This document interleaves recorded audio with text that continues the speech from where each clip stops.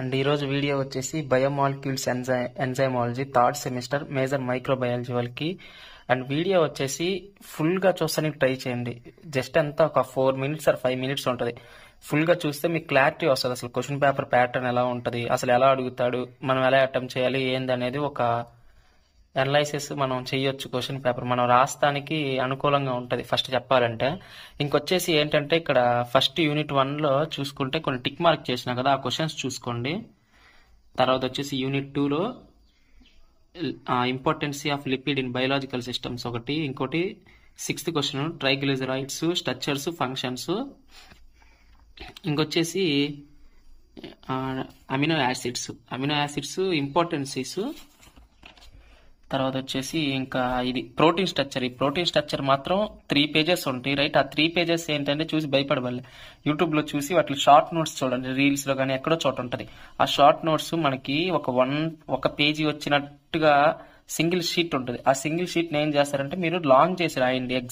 Exam point of ఈ టైంలో సరిపోద్ది. ఇంకా తర్వాత వచ్చేసి న్యూక్లిక్ యాసిడ్స్ లో టిక్లు పెట్టలేదు, కానీ న్యూక్లిక్ యాసిడ్స్ లో ఏంటంటే డిఎన్ఏ ఆర్ఎన్ఏ కంప్లీట్ గా చదవండి.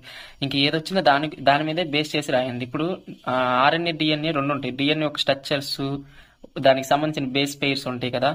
సో వాటిని మొత్తం కంప్లీట్ గా కొన్ని క్వశ్చన్స్ లో ఉంటాయి. ఇక్కడ ఆర్ఎన్ఏ స్ట్రక్చర్స్ చదవండి. ఈ క్వశ్చన్ 4th క్వశ్చన్ చదివారు అనుకోండి, ఆర్ఎన్ఏ కంప్లీట్ గా మీకు అర్థమైపోద్ది అసలు ఏంటి, దాని ప్రాపర్టీస్ ఏంటి, ఎన్ని టైప్స్ ఉంటాయి, వాటి ఫంక్షన్స్ ఏందని ఈ క్వశ్చన్ చదవండి, ఐడియా వచ్చేసింది మీకు.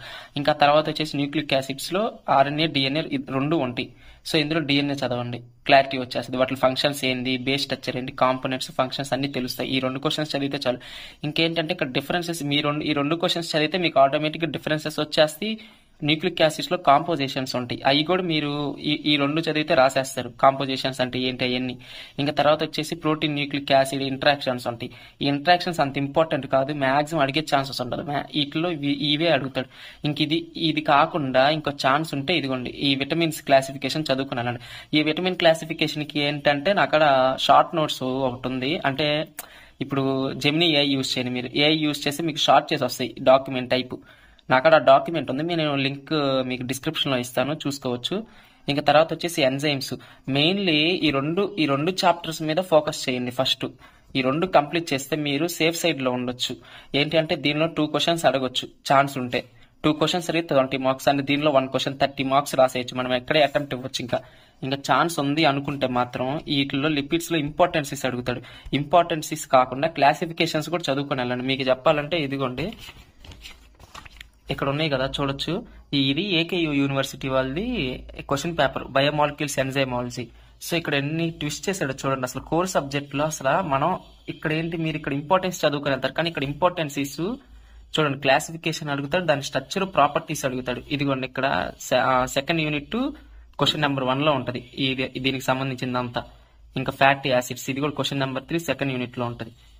ఇలా ఇక్కడ వచ్చేసి మీరు గమనించవచ్చు, స్ట్రక్చర్ ఫంక్షన్ అడుగుతున్నాడు, డిఎన్ఏ ఆర్ఎన్ఏ స్ట్రక్చర్. ఇక్కడ ప్రతి దానికి ఏంటి అంటే మీరు స్ట్రక్చర్ ఏంటి, ఇప్పుడు ఇక్కడ ఈ బయోమాలిక్యూల్స్ ఎంజైమాలజీలో మొత్తం స్ట్రక్చర్స్ అన్ని ప్రాక్టీస్ చేయండి. మెయిన్లీ చెప్పాలంటే స్ట్రక్చర్స్ లేకపోతే, స్ట్రక్చర్స్ కానీ కెమికల్ ఫార్ములాస్ లేకపోతే అసలు వాడు కరెక్షన్ కూడా చేయడు. మీరు రాసిన దాన్ని కూడా లిటరలీ చెప్పాలంటే కొట్టేస్తాడు అది.